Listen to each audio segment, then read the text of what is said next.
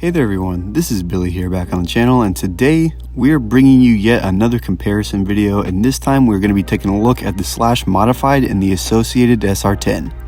Previously, we have taken a look at the Modified or late model, but this time we're going to be pitting it against the associated SR10. Beginning with the Modified, this is a two-wheel drive 10th scale oval racer made to hit the oval. The Modified has now been available for a little over a year, and through that time has made a large impression on the RC community, and overall exposed oval racing to more people in the community. For those familiar with the Slash platform, this car is essentially a modified Slash made to go oval racing, fitted with an all-new body as well as GTR shocks and oval racing tires. However, unlike the regular Slash, the Modified features a low-slung racing chassis. Powering this beast is a BL2S system capable of running up to 2S LiPo. And while many may call that a downgrade from the typical 3S VXL offering, the 2S system offers more overall control on the racetrack. Currently at this time, the price for the Modified is the same as it was in our last comparison at $399.99. Since then, Traxxas has dropped the late model, though for a higher price at $419.99. It's mainly just a difference in body styles. The team associated SR10 is a very similar offering compared to the Slash Modified. The SR10 is a dirt oval racing machine similar to other 10th scale cars Team Associated makes.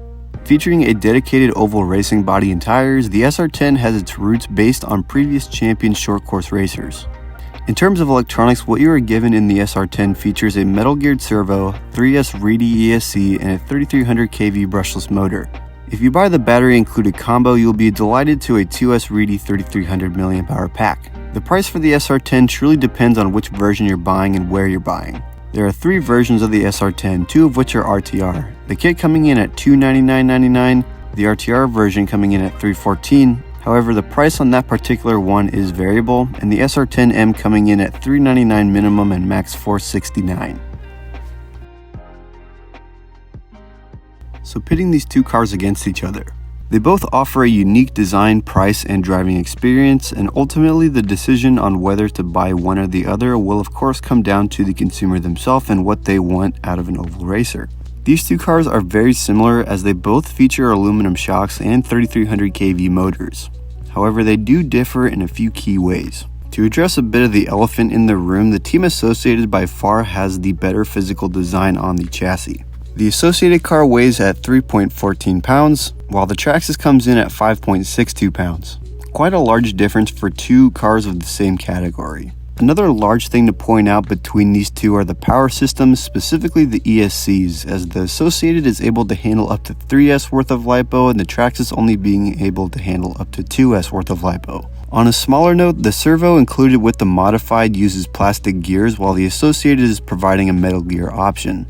On a larger note, the price for these two are pretty similar, with the Modified coming in at $399.99 and the SR10 coming in at $314.99. Again, depending on which version. So the Modified specs are pretty on par compared to the SR10 for the most part. However, one thing that many overlook when deciding to buy a new RC is the part support, in which Traxxas is just the absolute king. However, both are American-based companies. Additionally, the SR10 is able to accommodate for shorty LiPos, and I'm sure you can make the Modified handle them as well. It's just the battery tray for the SR10 is just naturally able to handle smaller, more race-oriented LiPos. So what are my personal thoughts on this comparison? I think the SR10 beats out the Modified in many ways, such as the power capacity, design, and overall platform. I say this as the Slash platform as a whole has not really changed much since its release in 2008, however they have come a long way with their newer Modified version.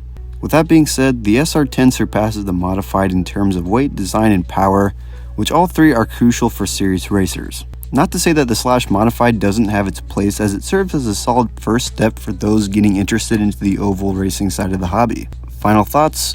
I think both of these cars are great, and they make great competitors against each other. It's just one definitely has more thought in terms of design capability and overall purpose. Well, that's all I got for today on the Slash Modified and the associated SR10. If you want to learn more about either one of these cars, I will leave links in the description down below for you to check out. Anyway, thanks for watching, and I will see you all in the next one. Bye!